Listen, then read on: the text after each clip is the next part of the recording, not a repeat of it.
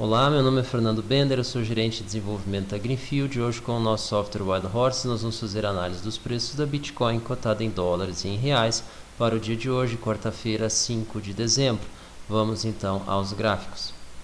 Nós temos aqui, de acordo com o Exchange BitMEX, fornecendo os dados, que no dia de ontem nós tivemos uma leve alta e os preços se encontram aí de acordo com o nosso algoritmo que desenha canais que melhor representam o comportamento dos preços e faz uma análise desses dados. Nós estamos aí no dia de ontem, dentro de um canal de alta, um segundo canal de alta que foi traçado desde o fundo no dia 26 de novembro. Nós tivemos então um canal que foi rompido no dia de ontem e um novo canal então foi desenhado para adequar essa nova configuração. Aparentemente esse canal já se encontra rompido também hoje. Então, dentro da nossa perspectiva, isso é em função do fraco volume de negociação que acompanhou aí a entrada do mês de dezembro. Como a gente já viu em outros momentos, toda vez que a meados do mês anterior, novembro, quando o volume de negociação se tornou fraco, nós tivemos queda e essa queda sim trouxe bastante volume até que o mesmo fosse capaz de fazer a sua frenagem. A gente pode estar entrando aí numa situação muito parecida, infelizmente. Talvez a gente consiga dar uma elasticidade aí no suporte, baixando ele um pouco aí para 13.600, 13.500. Não seria o ideal, mas dentro dessa perspectiva aqui do nosso passado recente, com esse volume atual, eu acreditaria que nós vamos ter aí mais uma perna de queda que vai perder esse suporte aí que nós estamos apresentando aí em torno dos 3.700. Vamos então dar uma olhada no mercado Bitcoin, que está fornecendo os preços para nós também. Então a gente vê aqui, novamente vale a pena notar, uma semelhança muito grande nos gráficos, porém naturalmente com menos volume.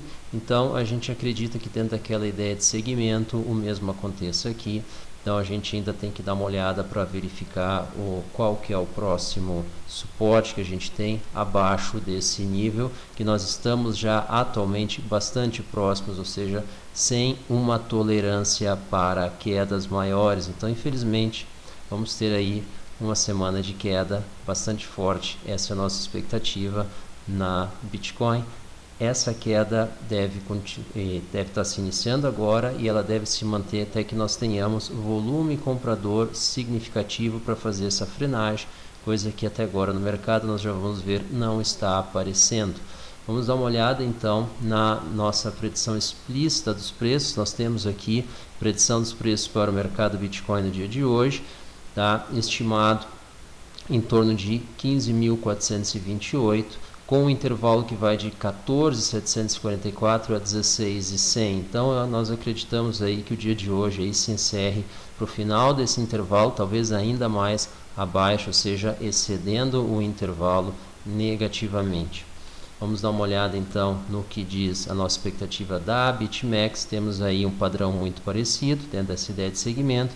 A expectativa, embora esteja centrada em 3.915, o que a essas alturas parece até um valor bastante bom, ela está apontando com o fundo do intervalo em 3.746 e um topo nos 4.000, que já são agora algo distantes. Já vamos dar uma olhada então nos dados do mercado agora para ter uma ideia do que está por vir. Então, o que nós temos aqui? Nós temos a Bitcoin atualmente cotada em 3.770, inclusive vamos dar um refresh para pegar o dado recente.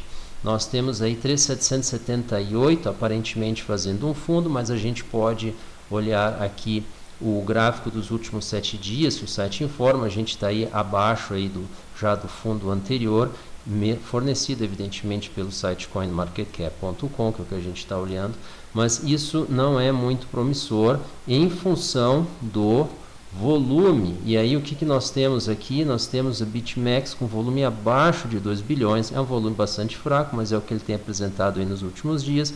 A gente vê aí BitHub aí com 1.2 bilhões e longe deles então com 50% desse volume vem Binance e logo atrás Coinbit, com volume na casa dos 600, 500 milhões, ou seja, um volume bastante fraco e esse volume fraco mostra a incapacidade de uma força compradora de sustentar essas quedas. Então, vamos dar uma olhada aqui nos preços diretamente na BitMEX, e aí nós vemos aí uma leve reação, uma leve sustentação e um candle aqui de força compradora, acompanhando o candle de baixa aí que marcou esse dia aí na última hora, tá? Nós estamos aí com o candle tempo de gráfico horário. Então, o que está acontecendo? Está aparecendo aí uma força compradora, é verdade, mas ela conseguiu aparentemente fazer essa frenagem aqui, mas a gente teria que acompanhar um pouco mais esse movimento para ver se ele vai ser capaz de restaurar os preços ou se o candle seguinte vai derrubar essa movimentação. Quando nós abrimos aqui essa página, ele grampeia o preço, nós estávamos recém entrando em 3.694, pode ser que nós chegamos no fundo desse movimento, porém não é a tradição aqui desse comportamento que nós tenhamos dois candles de igual proporção, uma forte queda e uma forte alta, tanto em volume quanto em preço, adjacentes. Então, eu não esperaria uma recuperação e, infelizmente, isso pode sugerir que esse candle tenha aí uma amplitude bastante reduzida, como é o que está aparecendo agora, ou seja, embora tenha aparecido aí um volume de compra,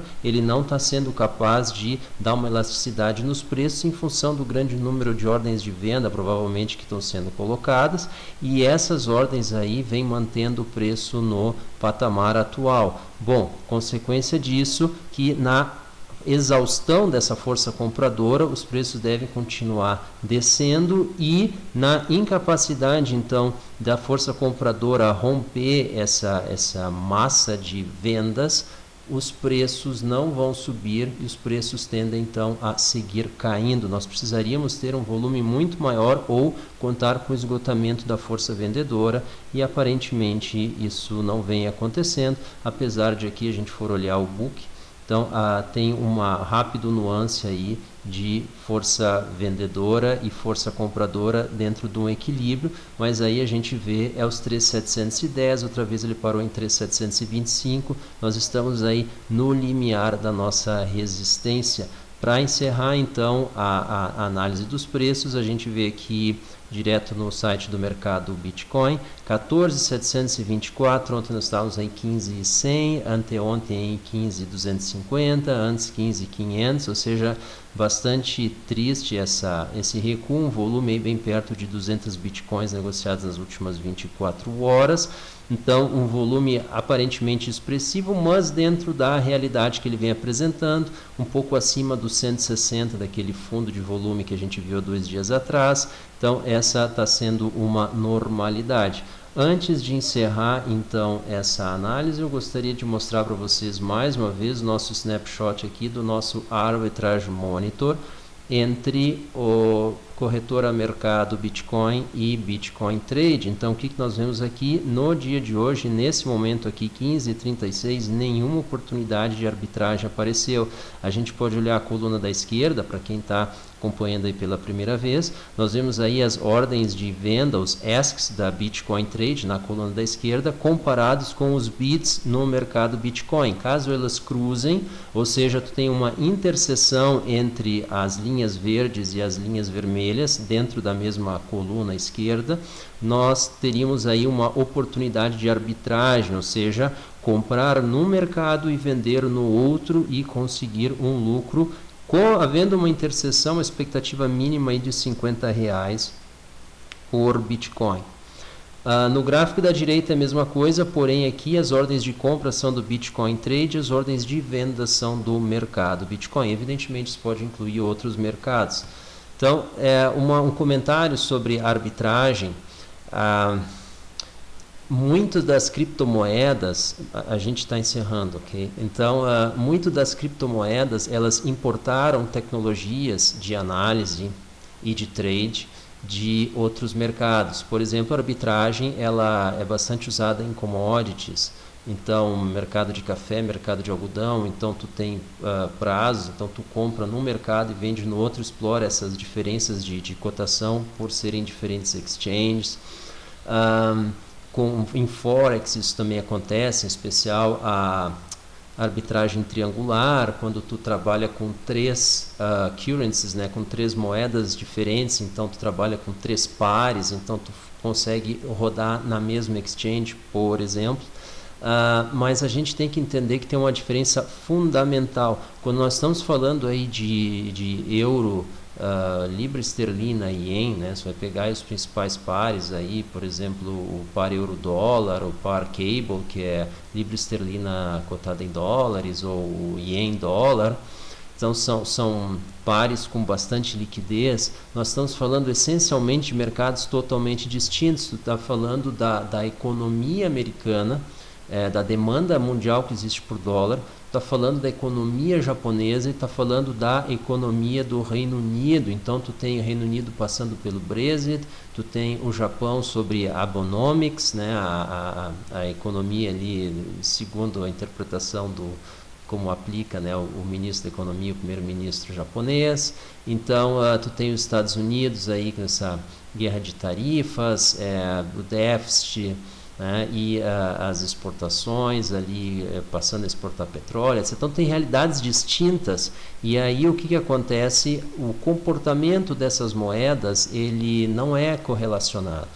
Muito raramente aparecem janelas aí de um curto prazo de dias com uma correlação significativa. Agora, quando tu está fazendo arbitragem dentro de criptomoedas, tu não consegue vencer a barreira de correlação. Elas apresentam uma correlação muito grande, então tu está ganhando na compra e na venda, mas as luzes estão caindo ou as luzes estão subindo. Então, o que acontece? Vão acontecer momentos em que a arbitragem ela aparece como oportunidade quando tiver movimentos súbitos que ainda não se propagaram para outras exchanges, ou que não se propagaram para outras moedas, dentro de uma ideia de segmento, por exemplo, Ethereum seguindo o Bitcoin, etc. Então, tu consegue aproveitar uma janela assim, falando aí de arbitragem triangular, mas essencialmente em tu ficar lucrando, trocando criptomoedas entre si, tu vai fazer um grande número de transações, evidentemente, sobre cada uma delas vai incidir o imposto, quando houver lucro ganho do capital, isso é uma coisa, mas aquela classe inteira de ativos está sofrendo porque em função da alta correlação elas navegam juntas. Então tu estás ganhando, mas o todo está perdendo. Então tu consegue ganhar 5% no mês e tu teve uma perda de 20% na tua classe de ativo. O teu resultado final é 15% perda.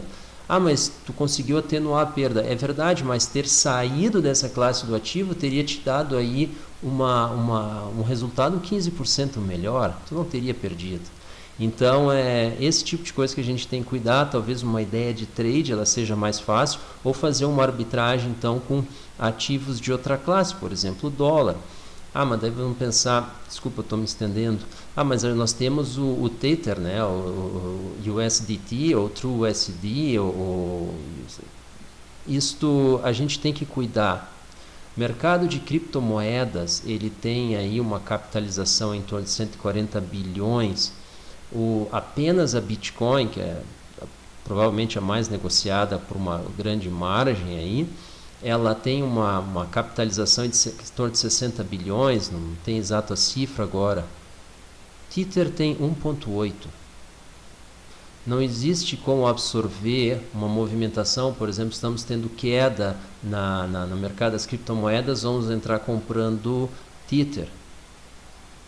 Não suporta, não existe liquidez para isso, não existe capacidade de fazer essa compra. Então aquele pareamento ele não vai suportar. Então a gente tem que estar um pouco atento nisso. Eu peço desculpas por ter me estendido, mas são os riscos que a gente tem. A gente tem que se preocupar em ter alguma coisa em outra classe de ativo, ter uma saída disso para poder sair do mercado em momentos como esse.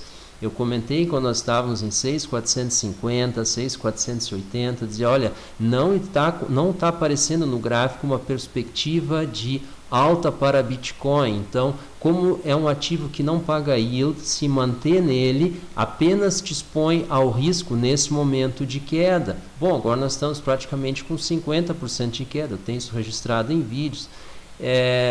Eu lamento, mas essa é a nossa realidade. Então, a gente está fazendo um trabalho, está tentando buscar aí alternativas, oportunidades para fazer ganho.